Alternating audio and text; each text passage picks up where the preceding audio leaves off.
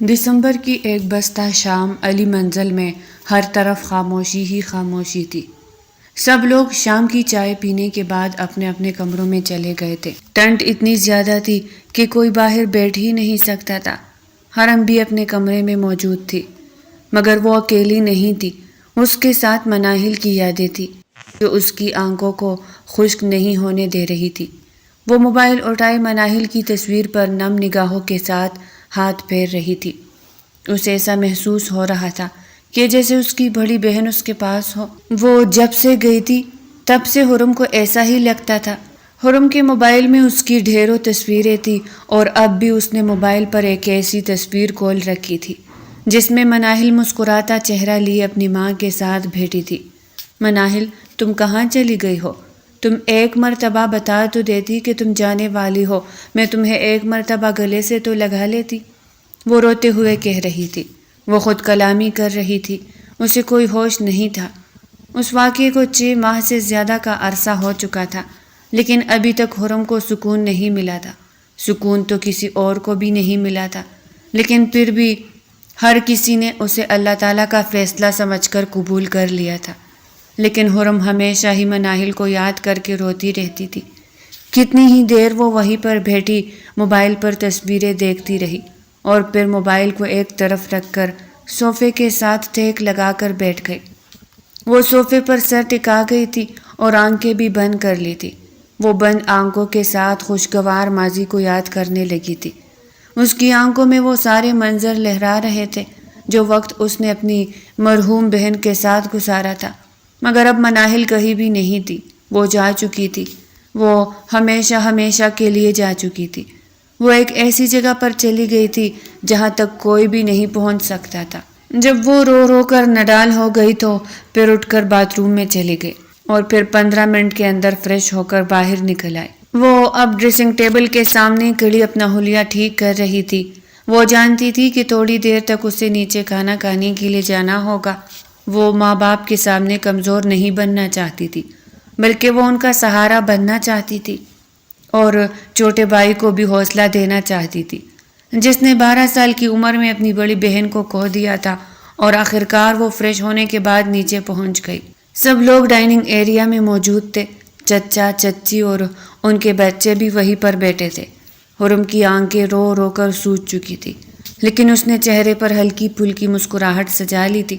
وہ نہیں چاہتی تھی کہ کوئی اسے اس بارے میں سوال کرے، لیکن جیسے ہی وہ ڈائننگ ٹیبل پر اپنے باپ کے ساتھ والی کرسی پر بیٹھی تو احمد علی نے فوراً سے بیٹی کی طرف دیکھا۔ حرم، کیا ہوا بیٹا؟ تمہاری طبیعت تو ٹھیک ہے؟ انہوں نے فکر مند لہجے میں کہا تو وہ مسکراتے ہوئے اس بات میں سر ہلانے لگی۔ جی بابا، میں بالکل ٹھیک ہوں۔ اس نے بس اتنا ہی کہا تھا، اس کے علاوہ وہ کچھ بھی نہیں کہہ پائی تھی، مگر انہیں یقین نہیں آیا تھا وہ بیٹی کی لال آنکھوں کے پیچھے چھپا غم دیکھ سکتے تھے۔ احمد علی کی بات سنتے ہی سب لوگوں کی توجہ حرم کی طرف بڑھ گئی۔ اس کی دونوں چھوٹی کزنز جن کی عمریں ابھی 12-13 برس ہی تھی، وہ بھی اسی طرف دیکھ رہی تھی۔ حرم نے ایک ایک کر کے سب کو دیکھا اور مسکراتے ہوئے ایک ایسا تاثر دیا کہ جیسے کچھ ہوا ہی نہیں ہو۔ مجھے پتا ہے یہ رو کے آئی ہے، اس کی آنکھوں سے لگ رہا ہے کہ یہ روتی رہی ہے۔ جیسے ہی شمریزہ بیگم نے کہا تو واقعی میں حرم کے گلے میں آنسو کا ایک گولا پنس گیا۔ اس نے بڑی مشکل سے خود پر کنٹرول کیا تھا۔ ایسا لگ رہا تھا کہ ابھی آنکھیں پھر سے برسنے لگے گی، مگر اس نے بمشکل خود پر قابو پا ہی لیا۔ امی، آپ لوگوں کو کیا ہو گیا ہے؟ میں بالکل ٹھیک ہوں، میں پڑھ کر آ رہی ہوں، اسی لیے ہی آپ کو ایسا لگ رہا ہوگا۔ آپ کو پتہ تو ہے کہ میرے ٹیسٹ چل رہے ہیں، میرے پاس بالکل بھی وقت نہیں ہے ادھر ادھر کی باتیں سوچنے کا۔ وہ یہ کہتے ساتھ ہی خود کو مصروف ظاہر کرنے لگی۔ وہ کھانا پلیٹ میں ڈالنے لگی تھی۔ اس کی بات سن کر سب لوگ بھی اپنا اپنا کھانا کھانے لگے۔ شمریزہ بیگم اور احمد علی کو لگ رہا تھا کہ ان کی بیٹی ڈسٹرب ہے، لیکن پھر بھی انہوں نے سب کے سامنے کچھ نہیں کہا تھا۔ وہ نہیں چاہتے تھے کہ سب کے سامنے وہ پھر سے رو دے، اور آخرکار وہ تھوڑا بہت کھانا کھا کر ڈائننگ ایریا سے باہر نکل آئے۔ وہ لون میں آ چکی تھی۔ جیسے ہی اس نے پہلا قدم لون میں رکھا تو آنکھیں برسنے لگی، لیکن اگلے ہی لمحے میں اس نے اپنے ہاتھوں سے آنکھوں کو رگڑ کر صاف کر لیا۔ سکندر حیات، میں تمہیں چھوڑوں گی نہیں، تم نے میری بہن کی جان لی ہے، میری بہن کا کیا قصور تھا؟ میں تمہیں موت کی نیند سلا دوں گی۔ یہ یاد رکھنا ابھی حرم علی زندہ ہے۔ وہ ہمیشہ خود کلامی کرتی رہتی تھی۔ جب سے منال گئی تھی وہ خود سے ہی باتیں کرتی تھی۔ پہلے ہی وہ منال سے باتیں کرتی تھی، لیکن اب اس کی دوست اور بہن دونوں ہی چلی گئی تھی۔ اس کے پاس کوئی بھی نہیں رہا تھا جس سے وہ باتیں کرتی، اسی لیے وہ جب بھی اکیلی ہوتی تو خود کلامی کرتی تھی، اور اب وہ اپنے بہنوئی کے لیے کڑوے الفاظ استعمال کر رہی تھی۔ وہ شروع سے یہی سمجھتی تھی کہ اسی نے ہی اس کی جان لی ہے، حالانکہ آج تک یہ بات ثابت نہیں ہوئی تھی۔ لیکن حرم کو کون سمجھاتا؟ ایک دو مرتبہ وہ اپنے ماں باپ سے اس بارے میں ڈانٹ بھی کہا چکی تھی، جب اس نے کہا تھا کہ وہ اپنے بہنوئی پر کیس کرنا چاہتی ہے۔ اس دن زندگی میں پہلی مرتبہ احمد علی نے بیٹی پر اتنا غصہ کیا تھا کہ وہ رونے لگ گئی تھی، اور اس کے بعد احمد علی نے بیٹی سے معذرت بھی کر لی تھی، لیکن آج تک حرم کو وہ سب نہیں بھولا تھا۔ ویسے بھی اب اس کی بہن جا چکی تھی تو اس کا سکندر حیات سے کوئی رشتہ نہیں رہتا تھا، اور وہ ایسے لوگوں کو چھوڑتی نہیں تھی جنہوں نے اس کے یا اس کی فیملی کے ساتھ برا کیا ہو اور پھر کوئی تعلق بھی نہ رہا ہو۔ وہ کچھ دیر ادھر سے ادھر ٹہلتی رہی، اور جب چل کر تک گئی تو اپنے کمرے میں پہنچ گئی۔ کمرے میں پہنچتے ساتھ ہی اس نے کھڑکیاں دروازے بند کیے اور بیڈ پر دراز ہو گئی۔ کل اس کا بہت امپورٹنٹ ٹیسٹ تھا جس کی اس نے تیاری کرنی تھی، لیکن وہ تیاری نہیں کر پائی تھی۔ شام ہوتے ہی اس پہ اداسی کا دورہ پڑ جاتا تھا، اور اس کے بعد بس وہ روتی ہی رہتی تھی۔ وہ بستر پر آ چکی تھی، وہ خود کو لحاف میں چھپائے نم آنکھوں کے ساتھ مسکرا رہی تھی۔ اسے مناہل کی ایک بات یاد آ گئی تھی، اور آخرکار اسی کی باتیں یاد کرتے کرتے نہ جانے کب نیند کی دیوی اس پر مہربان ہوئی، اور وہ نیند کی وادیوں میں کھو گئی۔ صبح اس کی آنکھ کھلی تو فجر کی اذانیں ہو چکی تھی۔ نماز میں بھی تھوڑا بہت وقت ہی رہتا تھا۔ وہ بھاگ کر واش روم میں گئی اور 5 منٹ کے اندر ہی وضو کر کے باہر نکل آئی۔ وہ اب جائے نماز بچھائے کھڑی تھی۔ اس نے بڑی مشکل سے فجر کی نماز ادا کی تھی۔ اسی وقت ہی سورج طلوع ہو گیا، مگر وہ اب بھی جائے نماز پر بیٹی اپنی بہن کے لیے مغفرت کی دعائیں مانگ رہی تھی۔ وہ اب جائے نماز فولڈ کر کے اٹھ کھڑی ہوئی تھی۔ کھڑکی سے پردہ ہٹانے کے بعد وہ کمرے سے باہر نکل گئی۔ ابھی سب لوگ اپنے اپنے کمروں میں ہی تھے۔ صبح کا وقت تھا، ابھی دھوپ بھی نہیں نکلی تھی۔ اسے صبح جلدی اٹھنے کی عادت تھی، اور وہ ہمیشہ جلدی ہی اٹھ جاتی تھی۔ وہ صبح سویرے لون میں چہل قدمی کیا کرتی تھی۔ آج بھی اس نے ایسے ہی کیا تھا، اور پھر آخر کار ناشتے کا وقت بھی ہو گیا۔ سب لوگ ناشتے کی ٹیبل پر موجود تھے۔ حرم بھی کالج جانے کے لیے تیار ہو چکی تھی، اور آخر کار ناشتہ کرنے کے بعد وہ ڈرائیور کے ساتھ گھر سے باہر نکل آئے۔ ابھی وہ کالج نہیں پہنچی تھی کہ اسے ایسا محسوس ہوا کہ اس کی گاڑی کے پیچھے کوئی گاڑی ہے۔ وہ بار بار مڑ کر پیچھے دیکھ رہی تھی۔ پیچھے ایک بلیک مرسیڈیز آ رہی تھی جس کے شیشے سیاہ تھے۔ اندر بیٹھا ہوا انسان دکھائی نہیں دے رہا تھا۔ حرم کو الجھن ہو رہی تھی۔ اس نے ڈرائیور سے بھی کہا تھا، اس نے بھی شیشے میں دیکھا تھا اور یہی سمجھا تھا کہ کوئی گاڑی کب سے ان کا پیچھا کر رہی ہے، اور آخرکار حرم کالج کے گیٹ کے سامنے اتر گئی۔ وہ اپنی گاڑی سے اتر چکی تھی، مگر ابھی تک اندر نہیں گئی تھی۔ وہ گاڑی اب غائب ہو چکی تھی جو پچھلے 15 منٹ سے حرم کی گاڑی کا پیچھا کر رہی تھی، اور آخرکار وہ کالج کے اندر چلی گئی۔ وہ کالج کے اندر تو آ چکی تھی، مگر اب بھی اس کا دماغ اسی بلیک مرسیڈیز کے بارے میں سوچ رہا تھا کہ آخر وہ کس کی گاڑی تھی اور اس کا پیچھا کیوں کر رہی تھی۔ لیکن پھر اس نے اپنے تمام خیالات کو جھٹکا اور کلاس روم کی طرف چل دی۔ بلیک مرسیڈیز کالج کی پچھلی گلی میں ہی رک گئی تھی، اور اب بھی وہ وہیں پر ہی تھی۔ جو بھی تھا وہ اب بھی اندر ہی بیٹھا تھا، کوئی باہر نہیں نکلا تھا۔ جی سر، حرم میم کالج کے اندر چلی گئی ہے۔ جی، وہ بالکل ٹھیک لگ رہی تھی، لیکن مجھے لگ رہا ہے کہ انہیں شک ہو گیا ہے کہ میں ان کا پیچھا کر رہا ہوں۔ اگر آپ کہیں تو آئندہ میں پیچھا نہ کروں، رب نواز نے کہا تو دوسری طرف سے ایک گرجدار آواز اس کے موبائل کے اسپیکر پر ابھری۔ رب نواز، جیسا تم سے کہا گیا ہے تم نے ویسا ہی کرنا ہے۔ جب تک میں دبئی سے واپس نہیں آتا تم نے اس کی خبر مجھ تک پہنچانی ہے۔ تم نے اس کی پل پل کی خبر مجھے دینی ہے۔ 1 منٹ کے لیے بھی تم نے اس سے علیحدہ نہیں ہونا۔ تم اس کے گھر کے باہر تو رکتے ہو نا۔ دوسری طرف سے اسے ہزاروں سوالات کیے جا رہے تھے، اور وہ تمام کے جوابات تفصیل سے دے رہا تھا۔ وہ ہر روز حرم کے ساتھ کالج جاتا تھا اور پھر جب اسے چھٹی ہوتی تھی تو وہ تب بھی اس کا پیچھا کرتا اور اسے گھر تک چھوڑتا۔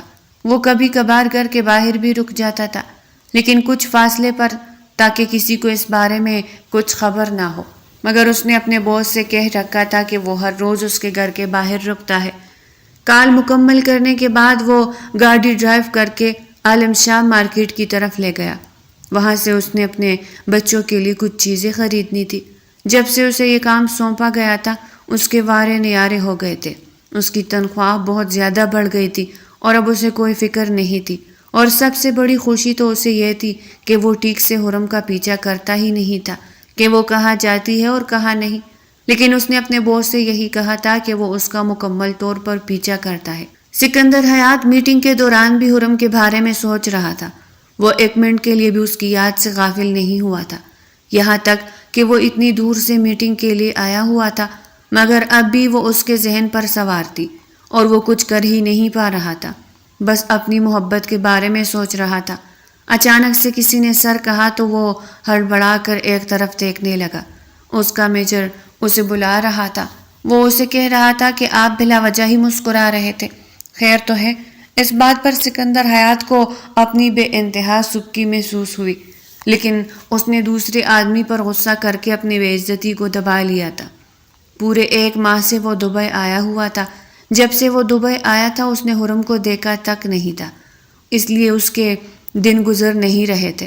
اس کی ہزاروں تصویریں اس کے پاس موجود تھی، لیکن پھر بھی وہ اسے دیکھنا چاہتا تھا، اور اب بھی اسے 1 ہفتہ دبئی میں ہی رکنا تھا۔ وہ بڑی مشکل سے یہاں پر رکا ہوا تھا۔ اگر بزنس پرابلم نہ ہوتے تو وہ کب کا پاکستان جا چکا ہوتا۔ 1:30 بجے کے قریب ہی حرم کالج سے باہر نکلی تھی۔ اس کا ڈرائیور پہلے سے ہی موجود تھا، مگر وہ ابھی تک گاڑی میں نہیں بیٹھی تھی۔ وہ ادھر ادھر دیکھ رہی تھی کہ کہیں اسے بلیک مرسڈیز نظر آ جائے، لیکن مرسڈیز والا تو اپنے گھر پر بیٹھا دوپہر کا کھانا کھا رہا تھا، اور اس کا باس دبئی میں بیٹھا اس چیز سے انجان تھا کہ رب نواز حرم پر نظر نہیں رکھ رہا۔ حرم نے مکمل طور پر جائزہ لیا اور پھر گاڑی کی پچھلی سیٹ سنبھال گئی، اور آخرکار گاڑی علی منزل پہنچ گئی۔ وہ گھر کے اندر چلی گئی تھی، اور دوسری طرف رب نواز اپنے گھر پر بیٹھے بیٹھے ہی سکندر حیات کو یہ اطلاع دے رہا تھا کہ وہ خیریت کے ساتھ گھر پہنچ چکی ہے۔ واقعی میں وہ خیریت کے ساتھ پہنچی تھی، لیکن رب نواز نے ایک جھوٹ بول دیا تھا کہ میں نے اس کا پیچھا کیا ہے، حالانکہ اس نے اس کا پیچھا نہیں کیا تھا۔ وقت گزرتا جا رہا تھا اور آخرکار 1 ہفتے بعد وہ پاکستان واپس لوٹ آیا۔ وہ دوپہر کو واپس آیا تھا اور فریش ہونے کے بعد فوراً ہی حرم کے کالج کے باہر آ کھڑا ہوا۔ وہ اب بھی اسی بلیک مرسڈیز میں ہی تھا جس میں کبھی کبھار رب نواز حرم کا پیچھا کیا کرتا تھا۔ حرم کالج سے باہر نکلی تو اسے سامنے ہی بلیک مرسڈیز نظر آ گئی۔ سکندر حیات کو یہ معلوم نہیں تھا کہ حرم کو شک ہو گیا ہے، اسی لیے ہی اس نے گاڑی سامنے روک دی تھی۔ اگر اسے اس چیز کا اندازہ ہوتا کہ وہ بلیک مرسڈیز کے بارے میں جانتی ہے تو وہ کبھی بھی سامنے نہ ٹھہرتا۔ وہ گاڑی میں بیگ رکھنے کے بعد بلیک مرسڈیز کی طرف آنے لگی تھی۔ سکندر حیات کو بھی یہی لگ رہا تھا کہ وہ اس کے پاس آ رہی ہے۔ وہ تو یہ سوچ رہا تھا کہ اس نے اسے نہیں دیکھا، لیکن وہ اسی کی طرف آ رہی تھی، اور اس سے یہی ظاہر ہو رہا تھا کہ اس نے اسے دیکھ لیا ہے۔ اس نے سوچا کہ وہ یہی کہہ دے گا کہ وہ اپنی کزن کو کالج سے پک کرنے کے لیے آیا ہے، حالانکہ آج اس کی کزن نے کالج سے چھٹی کی تھی۔ اب وہ گاڑی کے قریب آ چکی تھی اور آتے ساتھ ہی بلیک کلر کے شیشے پر انگلی کو ٹھیڑا کر کے ٹھک ٹھک کی تو سکندر حیات نے فوراً سے ہی شیشے نیچے کر دیے۔ سامنے بیٹھے باری بھرکم جسامت اور گوری چٹی رنگت والے مرد کو دیکھ کر حرم کی آنکھیں پترا گئی تھی۔ اس کا دماغ گھوم گیا تھا۔ اسے کچھ سمجھ نہیں آ رہی تھی کہ جو وہ دیکھ رہی ہے کیا وہی سچ ہے، مگر وہی سچ تھا۔ وہ ہکا بکا کڑی اسے دیکھ رہی تھی۔ سکندر حیات نے سلام کیا تو اس نے سلام کا جواب بھی نہیں دیا۔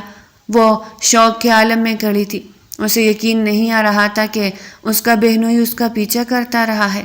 وہ یہ نہیں جانتی تھی کہ بہنوئی کا ملازم اس کا پیچھا کرتا رہا تھا، وہ بھی اس کے بہنوئی کے کہنے پر۔ حرم، کیا ہوا ہے تمہیں؟ تم ٹھیک تو ہو؟ سکندر حیات نے اس کے چہرے کے سامنے ہاتھ لہرایا تو وہ ہوش و حواس کی دنیا میں واپس آئے۔ سکندر بھائی، آپ، اس نے لڑکھڑاتی زبان کے ساتھ کہا تو وہ اسبات میں سر ہلانے لگا۔ ہاں میں یہاں پر مہرو کو لینے کے لیے آیا تھا۔ تم سناؤ کیسی ہو؟ تم بھی اسی کالج میں پڑھتی ہو کیا؟ وہ انجان بنتے ہوئے بولا تو وہ اس بات میں سر ہلا گئی۔ وہ کہنا چاہتی تھی کہ یہ بلیک کلر کی مرسڈیز تو ہر روز اس کا پیچھا کرتی تھی، لیکن وہ یہ بھی جانتی تھی کہ اس کا بہنوئی تو دبئی میں تھا۔ اسی لیے ہی حرم نے اپنے تمام تر سوالوں کا گلا گھونٹ دیا۔ اس نے سوچا کہ شاید وہ کوئی اور بلیک کلر کی مرسڈیز ہوگی، اور ویسے بھی وہ اس انسان کے منہ نہیں لگنا چاہتی تھی جسے وہ اپنی بہن کا قاتل سمجھتی تھی۔ اسی لیے ہی فوراً وہاں سے چلی گئی اور وہ ہاتھ ملتا رہ گیا۔ مناہل کو گئے ہوئے 6 ماہ سے اوپر کا عرصہ ہو چکا تھا، لیکن اب بھی ان کے درمیان تعلقات پہلے کی طرح خراب ہی تھے۔ حرم گاڑی میں بیٹھ چکی تھی، ڈرائیور نے گاڑی سٹارٹ کر دی تھی۔ حرم کی آنکھوں میں نمی تھی۔ سکندر حیات کا چہرہ اس کی آنکھوں میں گھوم رہا تھا۔ اسے اپنی بہن یاد آ رہی تھی۔ وہ ہر وقت یہی خود کلامی کرتی رہتی تھی کہ میں اپنی بہن کا بدلہ لے کر رہوں گی، لیکن جب بھی وہ سامنے آتی تو اپنی ساری ہمت وہیں پر ہار جاتی۔ اسے سمجھ نہیں آتی تھی کہ آخر اسے ہو کیا جاتا ہے۔ اس کے جانے کے بعد وہ تکا ہارا مسافر جسے دبئی سے آئے ہوئے ابھی صرف 1 گھنٹہ ہی ہوا تھا، وہ بھی اپنے گھر کی طرف روانہ ہو گیا، اور جاتے ساتھ ہی ملازم کو یہ ہدایت دینے کے بعد اپنے بیڈ روم میں پہنچ گیا کہ کسی نے بھی مجھے ڈسٹرب نہیں کرنا۔ ایک تو وہ تھکاوٹ کا شکار تھا اور دوسرا ذہنی طور پر بھی ڈسٹرب تھا کہ حرم کو کیا مسئلہ ہے، وہ اسے بات چیت کیوں نہیں کرتی۔ حالانکہ جب بھی وہ ان کے گھر جاتا تھا تو اس کے ماں باپ عزت کے ساتھ پیش آتے تھے، بھلے ہی ان کی بیٹی اب اس دنیا میں نہیں رہی تھی، لیکن وہ اسے داماد ہی سمجھتے تھے۔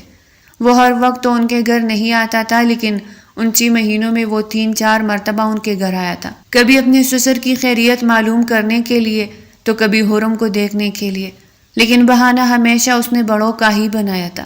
اب بھی وہ سوچ رہا تھا کہ وہ جا کر ان سے ملائے، اور اس کا بہانہ یہی تھا کہ وہ دبئی میں اتنا عرصہ لگا کر آ رہا ہے، اس لیے ان سے ملنے کے لیے آ گیا ہے۔ حرم اپنے کمرے میں بیٹھی سوچ رہی تھی کہ کیا یہ میرا وہم تھا یا پھر سچ۔ وہ اتنی بھی پاگل نہیں تھی کہ اسے وہم قرار دے دیتی، اس لیے ہی زیادہ سوچ رہی تھی کہ آخر سکندر حیات نے کسی سے اس کا پیچھا کیوں کروایا۔ 2-4 دن یوں ہی گزر گئے، اور اتوار کے دن جب وہ گھر پر تھی تو دوپہر کو سکندر حیات علی منزل آ گیا۔ سب لوگ صحن میں دھوپ میں بیٹھے ہوئے تھے۔ داماد کو دیکھ کر احمد علی اٹھ کھڑے ہوئے اور پھر اسے سینے سے لگا لیا۔ وہ نہیں جانتے تھے کہ اس داماد نے اپنے سینے میں کتنے راز دفن کر رکھے ہیں۔ شمریزہ بیگم بھی سکندر حیات کو دعائیں دے رہی تھی۔ وہ اب ان کے ساتھ بیٹھ گیا تھا۔ حرم کے چچا چچی بھی وہیں پر بیٹھے تھے، مگر بچوں میں سے کوئی بھی وہاں پر موجود نہیں بیٹھا تھا۔ حرم اپنے کمرے کی کھڑکی سے باہر کا نظارہ کر رہی تھی۔ اس نے سکندر حیات کو دیکھ لیا تھا، لیکن سلام کرنے کے لیے نیچے نہیں آئی تھی۔ وہ جانتی تھی جب وہ یہاں سے چلا جائے گا تو اس کی ماں اسے ڈانٹے گی کہ آخر وہ سلام کرنے کے لیے کیوں نہیں آئی، لیکن پھر بھی وہ ڈیٹ بنی کھڑی تھی۔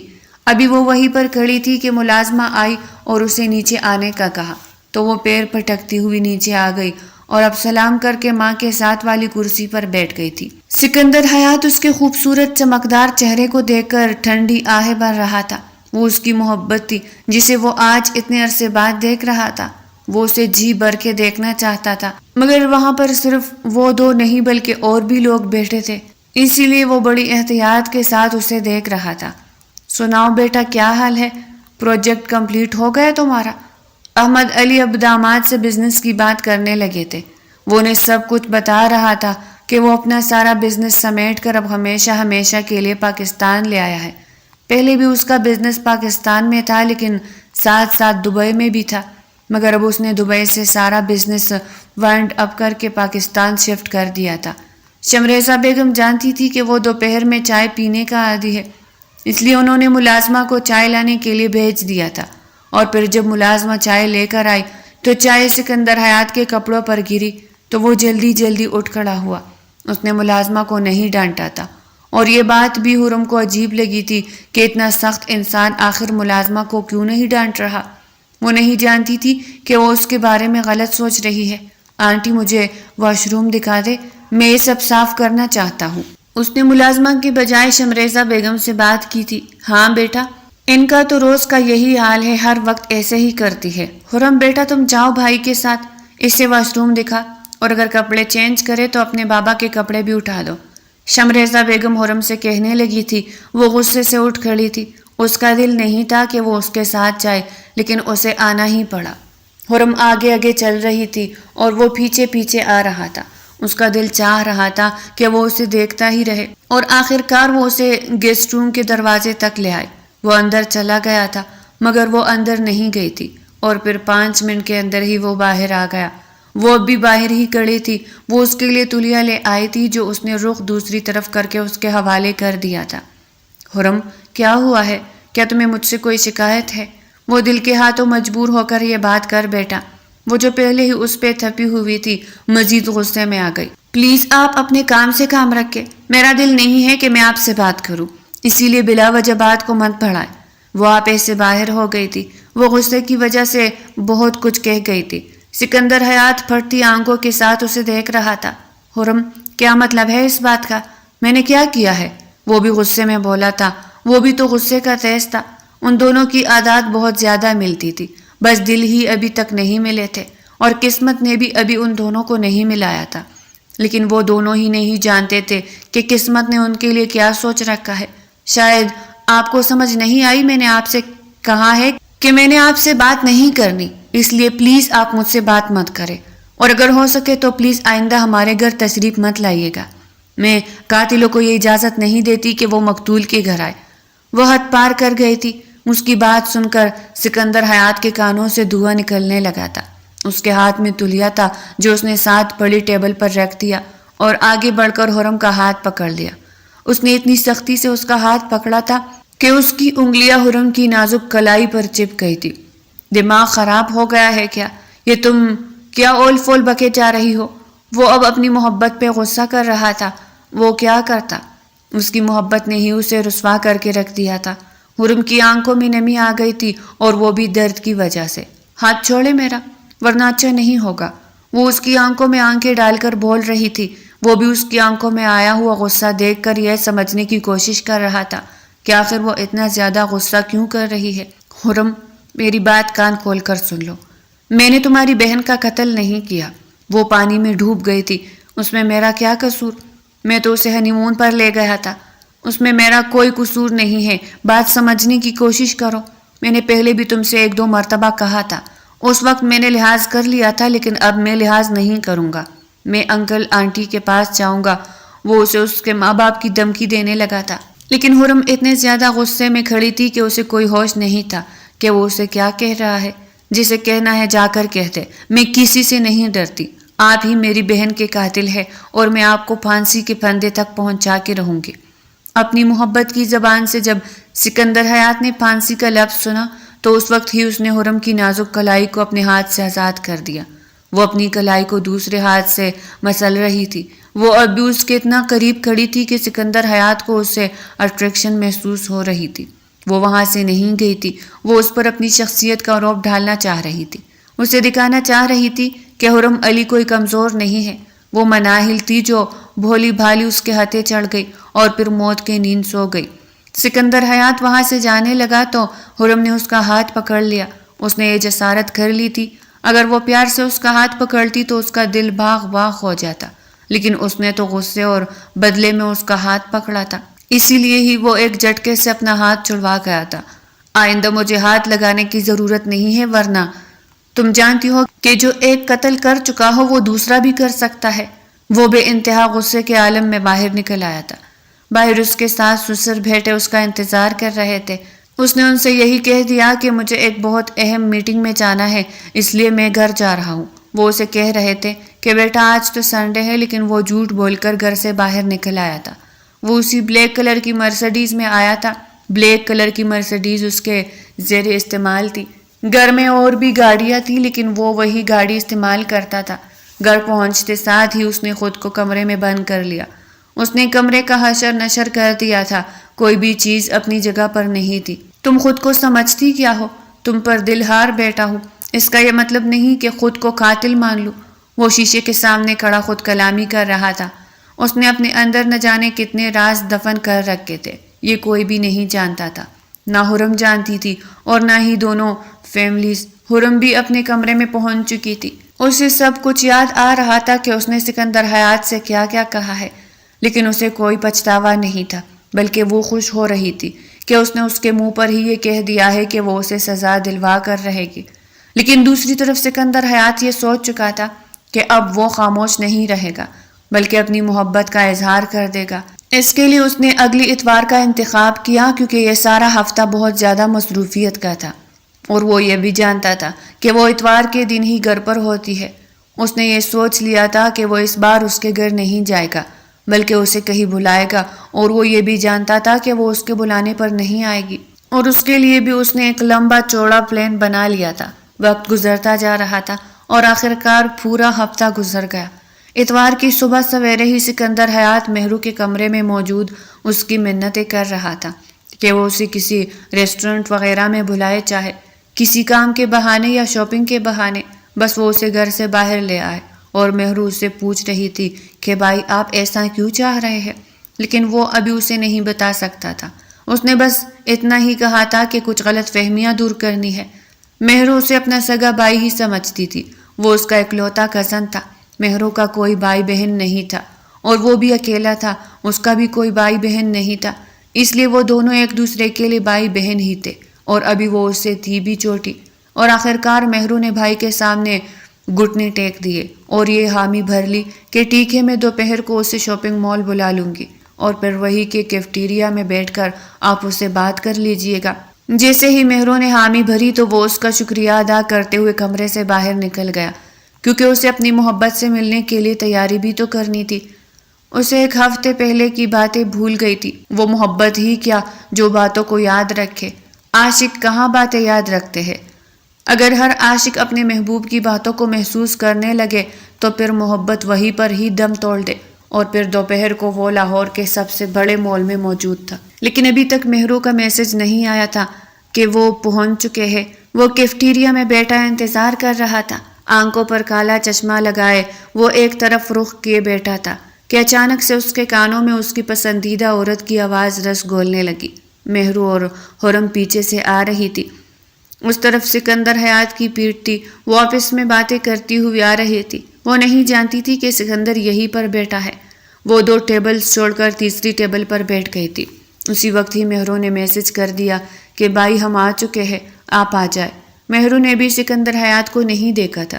سکندر حیات نے بھی فوراً اس کے میسج کا جواب دے دیا کہ میں یہیں پر ہوں، تم یہاں سے جاؤ تو میں اس سے بات کروں۔ اسی وقت ہی مہرو نے واش روم کا بہانہ بنایا اور وہاں سے چل نکلی۔ اب حرم اکیلی رہ گئی تھی۔ موقع دے کر جب وہ اس کی ٹیبل پر آیا تو وہ غصے سے لال پیلی ہو گئی۔ یہ کیا تماشا ہے، آپ یہاں پر کیا کر رہے ہیں؟ وہ غصے میں بولی تھی، مگر اس بار سکندر حیات نے کوئی غصہ نہیں کیا تھا۔ وہ اپنی محبت کے بارے میں بتانے کے لیے آیا تھا اور اتنا بے وقوف نہیں تھا کہ اس موقع پر بھی غصہ کرتے۔ حرم، مجھے صرف اور صرف تمہارے 5 منٹ چاہیے، کیا تمہارے پاس میرے لیے 5 منٹ ہے؟ اس نے اس سے 5 منٹ کا سوال کیا تھا۔ وہ ہکا بکا اس کے چہرے کی طرف دیکھ رہی تھی۔ وہ اس کے چہرے پر آئے تاثر پڑھنے کی کوشش کر رہی تھی کہ آخر وہ اتنی نرمی سے کیسے بات کر رہا ہے۔ جب اس نے انکار کیا تو سکندر حیات بھی تھوڑا بہت غصے میں آ گیا، مگر اس نے خود پہ ضبط کر لیا۔ وہ جانتا تھا کہ وہ کچھ نہیں جانتی، اسی لیے ہی تو وہ اسے یہاں پر سب کچھ بتانے کے لیے آیا تھا۔ حرم، چاہے تم مجھے اجازت دو یا نہ دو، میں تم سے ضرور بات کروں گا۔ وہ یہ کہتے ساتھ ہی اس کے سامنے پڑی کرسی پر بیٹھ گیا اور وہ کچھ نہ کر پائی۔ بولے، کیا بات ہے؟ پلیز جلدی کریں، میرے پاس زیادہ وقت نہیں ہے، اس نے کہا۔ تو سکندر حیات نے منہ سے تو کچھ نہ بولا، بلکہ اپنے کوٹ کی جیب میں ہاتھ ڈالا اور وہاں سے ایک ڈبیا باہر نکالی، جسے حرم بڑے غور سے دیکھ رہی تھی۔ اس ڈبیا سے انگوٹھی نکال کر جب اس نے آگے بڑھائی اور ویل یو میری می کہا تو حرم کے سر پر آسمان گر پڑا۔ اس کی مرحومہ بہن کا شوہر اسے پروپوز کر رہا تھا، اور وہ بھی اس حال میں کہ جب وہ اسے اپنی بہن کا قاتل سمجھتی تھی تو اس پہ قیامت ہی ٹوٹنی تھی۔ لگتا ہے آپ کا دماغ خراب ہو گیا ہے، یہ آپ کیا بکواس کر رہے ہیں؟ وہ چلاتے ہوئے اٹھ کھڑی ہوئی تھی۔ حرم، پلیز میری بات سنو، میں تمہارے بغیر نہیں رہ سکتا، تم مجھے بہت زیادہ پسند ہو، پلیز میرا پروپوزل ایکسیپٹ کر لو، میں تمہیں سب کچھ سچ سچ بتا دوں گا۔ وہ روحان سی صورت لیے کھڑا تھا، وہ اسے وہاں سے جانے سے روک رہا تھا۔ وہ اس پہ چلا رہی تھی اور کہہ رہی تھی کہ آپ کو شرم آنی چاہیے، آپ جیسا دل پھینک انسان میں نے آج تک نہیں دیکھا۔ بیوی چلی گئی تو اب سالی پر ڈھورے ڈال رہے ہیں، لیکن میں ایسی بالکل بھی نہیں ہوں۔ میں یہاں سے جا رہی ہوں اور آئندہ آپ نے ہمارے گھر میں قدم نہیں رکھنا، ورنہ مجھ سے برا کوئی نہیں ہوگا۔ وہ یہ کہتے ساتھ ہی آگے بڑھی۔ اس نے ٹیبل سے اپنا پرس بھی اٹھا لیا تھا جو شیشے کے گلاس سے ٹکرا گیا تھا اور زمین پر گر کر چکنا چور ہو چکا تھا۔ سکندر حیات وہیں پر کھڑا رہ گیا تھا۔ اس کے کاندھوں پر اسی کی محبت کا بوجھ تھا اور بہت سارے راز اس کے سینے میں دفن تھے جو اس پر بوجھ بڑھا رہے تھے۔ پہلے تو اس نے صرف یہی سوچا تھا کہ وہ صرف اور صرف اپنی محبت کا اظہار کرے گا، لیکن اب اسے لگ رہا تھا کہ اسے شروع سے آخر تک ساری کہانی سنانی پڑے گی۔ 15 منٹ کے اندر ہی حرم کیب کے ذریعے گھر پہنچ گئی۔ پہلے تو مہرو نے اسے اس کے گھر سے پک کیا تھا۔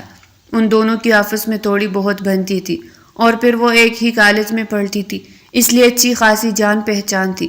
مہرو بھی گھر پہنچ چکی تھی اور اب ڈر رہی تھی کہ نہ جانے حرم کیا کہے گی، لیکن اس نے کچھ نہیں کہا تھا۔ حرم کو یہ بالکل بھی معلوم نہیں ہوا تھا کہ یہ سب پلان تھا۔ اس نے یہی سمجھا تھا کہ یہ سب اچانک ہی ہوا ہے۔